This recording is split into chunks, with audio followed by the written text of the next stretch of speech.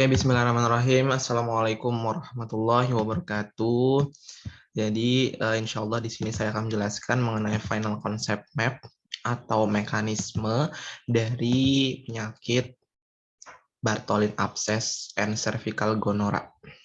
Oke, saya mulai. Ini saya besarkan dulu supaya kelihatan. Oke, jadi kita di sini kan kedatangan seorang pasien berinisial N berumur 35 tahun, datang dengan adanya keluhan utama pasien ini tuh ada vaginal discharge ya, ada keluar cairan di vaginanya, di mana ditambah dengan adanya swelling atau bengkak di area genital, khususnya pada bagian vulva kiri. Nah, kemudian kita identifikasi dari anamnesis, ternyata pasien ini memiliki suami yang keluhannya itu sama.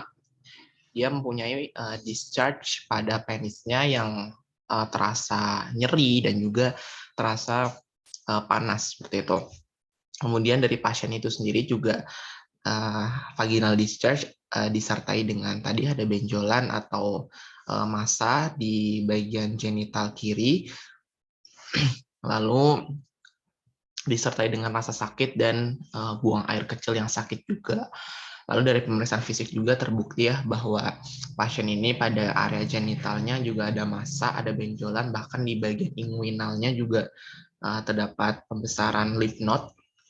Kemudian dari pemeriksaan lab didapatkan pasien ini ternyata positif gram negatif diplococcus dengan PMN atau polimorfonuklear itu juga besar atau banyak, lebih dari 30. Nah, kemungkinan besar etiologi atau penyebab dari infeksi pasien ini adalah Neisseria gonorrhea atau gonococcus.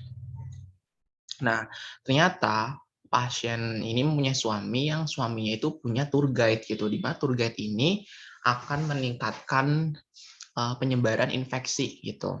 Nah, kemungkinan besar suaminya ini awalnya akan terinfeksi dulu sebelum istrinya. Nah, suaminya terinfeksi Neisseria gonorrhea. Neisseria gonorrhea ini akan masuk gitu ya ke dalam penis, ke dalam sistem reproduksi pria atau suaminya, yang mana akan berikatan dengan si spermanya.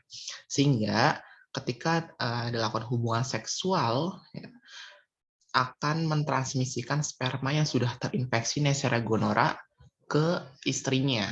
Dan Neisseria gonorrhea itu akan masuk ke dalam sistem reproduksi pasien ini. Sehingga di sini muncul gitu ya faktor resiko atau dari history taking anamnesis bahwa di sini pasien memang setiap berhubungan seksual itu tidak pernah menggunakan alat kontrasepsi apapun gitu. Sehingga nantinya bakteri akan mudah masuk ke sistem reproduksi dan menempel pada epitelium dari sistem reproduksi seperti vagina ataupun cervix. Sehingga akan disimpulkan di sini etiologi atau penyebab dari penyakit pasien ini adalah terinfeksi Neisseria gonorrhea. Neisseria gonorrhea ini nantinya akan menempel pada epitel yang ada di vagina ataupun cervix dengan bantuan villi. Dia akan menempel. Nah, pada kasus ini kemungkinan besar dia menempel pada endocervix dan juga Bartholin gland atau kelenjar Bartholin, di mana nantinya bakteri akan masuk menginvasi ke bagian dalam epitel dan di sana mereka akan bereplikasi atau membelah diri atau memperbanyak diri, lalu akan mengeluarkan beberapa toksin yang dimilikinya. Toksin ini ada lipopolisakarida, kemudian ada peptidoglikan, dan protein lainnya, yang mana protein-protein ini akan mengaktifkan sistem imun seperti toll-like reseptor, kemudian makrofag, neutrofil, dan sel-sel yang lainnya atau dendritic cell. Nah, kemudian sel-sel darah putih ini akan mengeluarkan mediator inflamasi gitu ya. Di mana mediator inflamasi ini dampaknya itu banyak sekali ya, seperti akan terjadi vasodilatasi, permeabilitas pembuluh darah akan meningkat, sehingga cervical atau organ cervix pada pasien akan terlihat kemerahan. Kemudian mediator-mediator ini juga akan menginduksi syaraf sensori di area cervix, area tersebut, sehingga pasien akan merasa gatal di bagian genitalianya karena vaginal discharge pada pasien ini itu disertai dengan rasa gatal. Kemudian mediator inflamasi seperti prostaglandin itu juga akan menginduksi demam pada pasien, sehingga pada anamnesis atau pada pemeriksaan fisik memang pasien sebelumnya mengalami demam 3 hari yang lalu. Kemudian mediator inflamasi ini akan mempromot sel-sel darah putih lain ke site of infection seperti polimorfonuklear, neutrofil, dan lain-lainnya. Untuk apa? Untuk membantu penyerangan. Nah, sel-sel darah putih ini yang berkumpul menjadi satu, dia akan membentuk sebuah pus. Sehingga pus ini akan bercampur dengan discharge atau cairan vagina akan membentuk mucopurulen discharge yang nantinya akan keluar dari introitus vagina, gitu ya. Sehingga pasien mengeluhkan pada awalnya adanya vaginal discharge yang keluar dengan ciri-cirinya itu adalah kuning, gatal, dan terjadi pada 2 minggu sebelumnya. Lalu vaginanya juga terjadi positif flor albus. Flor albus apa ya? Bentar deh cari. Bentar, flor albus.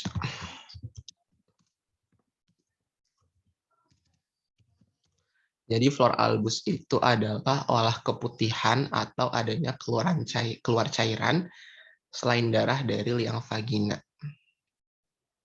Bisa berbau dan juga tidak, dan disertai rasa gatal. Itu adalah flor albus.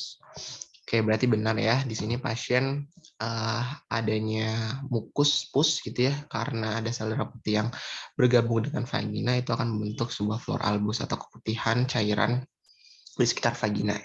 Intinya gitu. Oke, selanjutnya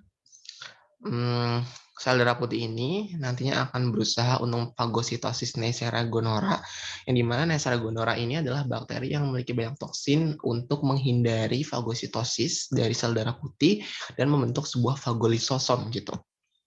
Nah, sehingga nantinya bakteri ini tidak bisa difagositosis, namun nanti akan bereplikasi dan membelah diri, memperbanyak diri di dalam polimorfonuklear atau sel darah putih. Sehingga pada pemeriksaan lab dapatkan pasien positif gram negatif Diplococcus, baik itu ada di intraseluler ataupun ekstraseluler. Kalau intraseluler ini kan berarti dari sel darah putihnya ya, sel darah putih yang di dalamnya ada bakteri.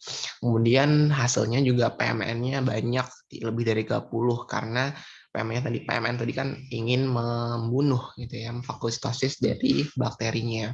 Kemudian bakteri akan menyebar ke lymph node terdekat, salah satunya di superficial inguinal lymph node sebelah kiri, sehingga pada pemeriksaan pasien terpalpasi atau pada pemeriksaan venerological examination ya, itu terpalpasi adanya massa 1,5 kali 1,5 cm pada bagian left inguinal region.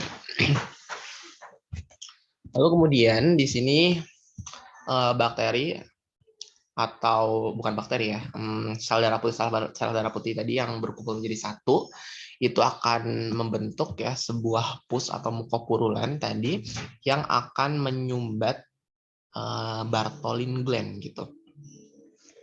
Ya, jadi intinya dia akan berkumpul di kelenjar Bartholin, karena kan kelenjar Bartholin itu kan memang sangat dekat ya dengan sistem reproduksi luar gitu, seperti vagina dan lain-lain.